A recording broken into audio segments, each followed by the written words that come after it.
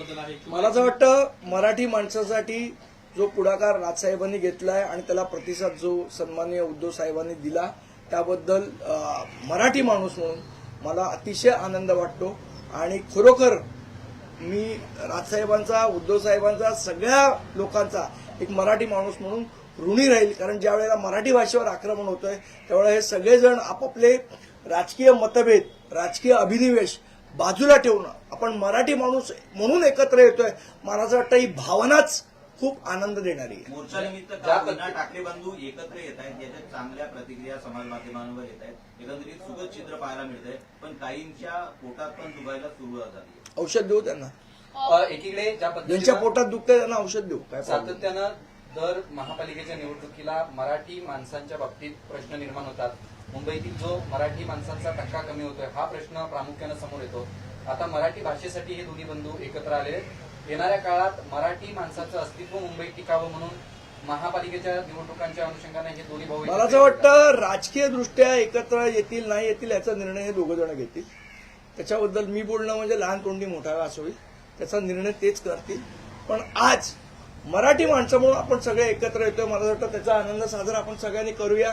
आणि पत्रकार म्हणून पण माझं आपल्याला आव्हान आहे की नुसतं कव्हरेजसाठी नाही तर मराठी भाषेसाठी आपण सगळ्यांनी आपल्या संपादकांनी सुद्धा या मोर्चात सहभागी होणं मराठी चॅनलच्या संपादकांनी सुद्धा या मोर्चात सहभागी होणं गरजेचं आहे अशी माझी प्रामाणिक भावना आहे.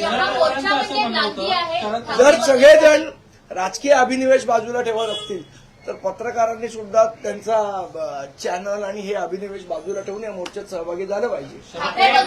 एकत्र येण्याची ही नांदी म्हणायची का हा मोर्चा? मी तुम्हाला पुन्हा एकदा सांगितलं की मराठी माणूस म्हणून आपण एकत्र येऊ. मला असं वाटतं हा जो 5 तारखेचा मोर्चा आहे हा महाराष्ट्राच्या राजकारणाची दिशा बदलणारा मोर्चा असेल. महाराष्ट्रामध्ये मराठी भाषेसाठी जर आपण त्याचा गळचेपी करण्याचा प्रयत्न केला तर मराठी माणूस किती आक्रमकरित्या एकत्र येऊ शकतो ते दर्शवणारा मोर्चा असेल.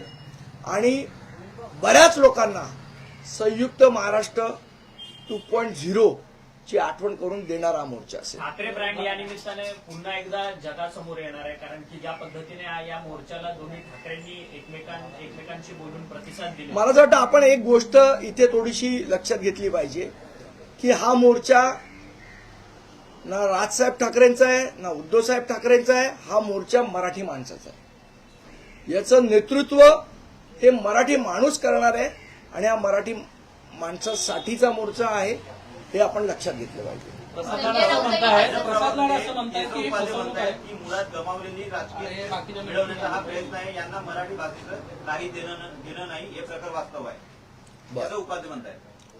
प्रसाद लाड उपाध्यांना हल्ली भाजपमध्ये कोण नाही विचारत तर मी काय उत्तर देऊ त्यांना. प्रसाद लाड असं म्हणतायत की ठाकरे केवळ दिशाभूल करण्याचा प्रयत्न करतायत. मुळात सक्ती नाहीच आहे मात्र जाणीवपूर्वक झालं. आता ते किती सक्ती केली आहे काय केली आहे याच्या आता काही लोकांसमोर सगळं उघडं पडलेलं आहे. काल जेव्हा दादा भुसे आले त्याच वेळेला आम्ही सगळ्या गोष्टी त्यांना क्लिअर केलेल्या आहेत आणि त्यांना समजलेल्या आहेत. समजून त्यांना उमजत नसतील तर गोष्ट वेगळी पण बाकी सरकारला सगळं समजलेलं आहे. पण समजून न उमजण्याची जी भूमिका सरकारची आहे मला असं वाटतं ती चुकीची आहे.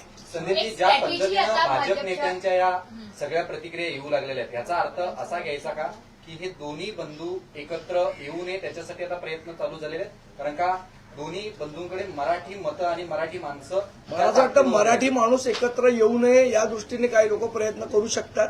पण मराठी माणूस इतिहास आहे हा संयुक्त महाराष्ट्राचा इतिहास आहे. ज्यावेळेला मराठी भाषेवर मराठी माणसावर महाराष्ट्रावर जेव्हा संकट येतं तेव्हा मराठी माणूस एकत्र येऊन तो लढा देतो. हा इतिहास पुन्हा एकदा इतिहासाची पुनरावृत्ती होताना आपल्याला 5 तारखेला दिसेल.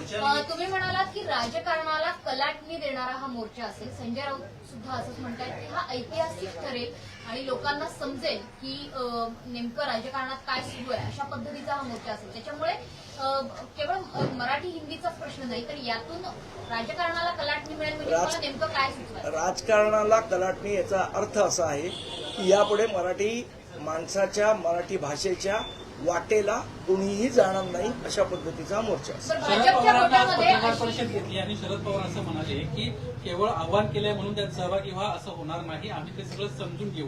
मुळातच हिंदी भाषिक लोक जे आहेत ते आहेत महाराष्ट्रामध्ये त्या भाषेला विरोध जो आहे तो पहिलीपासून सक्ती नको 5वी पासून हवे आणि त्यासाठी आपण लवकरच संवाद साधणार आहे. तुम्ही त्याच्याशी संपर्क केला? तुम्ही आमचे पक्षातले वरिष्ठ नेते, आता पवार साहेबांशी काही मी संपर्क साधू शकत नाही, पक्षाचे वरिष्ठ नेते त्यांच्याशी बोलतील. परंतु ज्या पद्धतीने भाजपच्या एक एक नेत्यांची जळफाफाट संपूर्ण समोर येताना पाहायला मिळते, म्हणजे हे सगळे भाजपचे जे नेते म्हणतात हे मराठी द्रोही आहेत का? कोण? भाजपचे जे नेते म्हणतात ते तुम्हाला स्वतःला हसायला येते म्हणताना. पण भाजपच्या गोटामध्ये अशी एक द्रोही आहेत चर्चा- का ते? कोण? जी तुम्हाला नावं प्रश्न समोर विचारला. येतात, प्रसाद लाड असतील, त्या केशव उपाध्याय असतील, जे मला वाटतं राजसाहेबांनी त्यांच्या पत्रकार परिषदेमध्ये सांगितलेलं की जे या मराठी भाषा जी आहे किंवा हिंदी सक्ती जी आहे त्या हिंदी सक्तीला आम्ही विरोध करतोय, जे हिंदी सक्तीचं समर्थन करतील ते महाराष्ट्र द्रोहीच. बरं, संदीपजी, भाजपच्या गोटामध्ये आता अशा हालचाली सुरू आहेत की जर या हिंदी मराठीला घेऊन जे राजकारण सुरू आहे त्याला जर उत्तर द्यायचं असेल तर भाजपकडून आता मराठी भाषेला अभिजात दर्जा हा मोदींनीच मिळवून दिला, हे जनतेपर्यंत पोहोचवा अशा पद्धतीच्या सूचना देण्यात येत आहेत. त्या पद्धतीची एक स्ट्रॅटेजी त्यांच्याकडनं अवलंबली जाते. तुमच्याकडनं काही काउंटर स्ट्रॅटेजी केली जाणार आहे का? आणि मुळात हा मुद्दा तुम्हाला पटतोय? मुळात असं आहे की मराठी माणूस काय एवढा दूधखोळा नाहीये. मराठी भाषेला अभिजात भाषेचा दर्जा मिळाला तो मराठी भाषेच्या समृद्धीमुळे मिळाला. मराठी भाषेचं असलेलं साहित्य, मराठी भाषेमध्ये अनेकांनी केलेलं काम याच्यामुळे दर्जा मिळाला.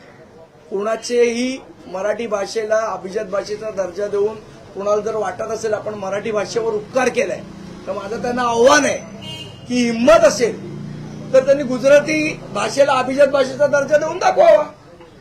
जर तुम्हाला वाटतंय ना तुम्ही एवढे शक्तिशाली असाल, तुम्ही कोणालाही अभिजात भाषेचा दर्जा देऊ शकता, हिंमत असेल तर गुजराती भाषेला देऊन दाखवा. शेवट मुळात ती भाषा समृद्ध असावी लागते, त्याचं साहित्य समृद्ध असावा लागतो, त्या भाषेला इतिहास असावा लागतो आणि अभिजात भाषा म्हणजे मूळ भाषा असा त्याचा अर्थ होतो. तो असल्याशिवाय कोणी दर्जा देऊ शकत नाही. मग ते मोदी असतील नाही तर ट्रम्प असतील. मात्र अभिजात भाषेच्या दर्जावरनं भाजपचा आविर्भाव असा असतो की आमच्यामुळे झाले, आम्ही दिला. म्हणूनच मी म्हटलं ना, मग एवढीच हिंमत असेल तर गुजराती भाषेला देऊन दाखवा अभिजात भाषेचा दर्जा. वाटतं का तुम्हाला? कारण राज ठाकरे यांनी शिवाजी पार्क मैदानात मला असं वाटतं की मराठी भाषेला अभिजात भाषेचा दर्जा हा मराठी भाषेच्या समृद्धीमुळे, इतिहासामुळे आणि साहित्यामुळे मिळाला. सर, सोयीस्कर पद्धतीने भाजप गुजरातमध्ये मात्र तिसरी भाषा म्हणून संस्कृतला अडॉप्ट करून घेते आणि इथे मात्र हिंदी. हे संस्कृत पण नाहीये.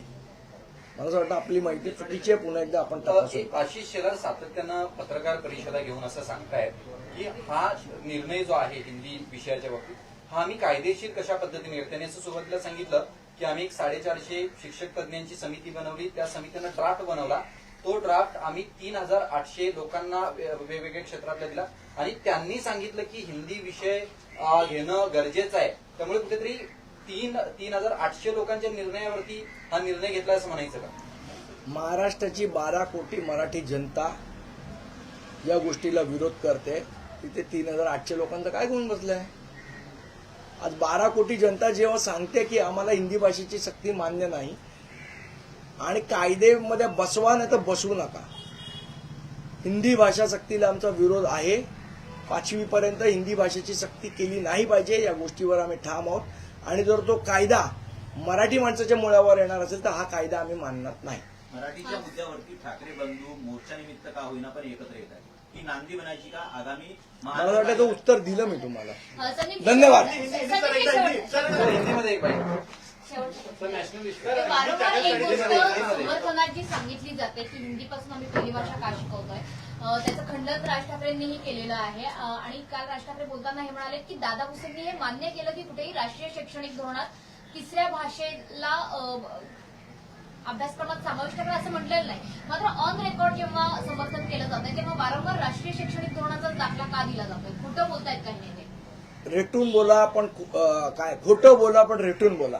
मला असं वाटतं ही रणनीती त्याच्यामध्ये अवलंबली जाते. त्यामुळे हे रेटून बोलतायत आणि खोटंही बोलतायत. क्या कहेंगे दोनों भाई साथ आ रहे हैं, जो मराठी का मुद्दा है इसको लेकर संजय राउत ने See, on 5th July, we have decided to have a protest against the imposition of Hindi, and for this very purpose, we requested all political parties and everyone, each and every Marathi Manus to participate in the protest, and we got a positive response from everyone.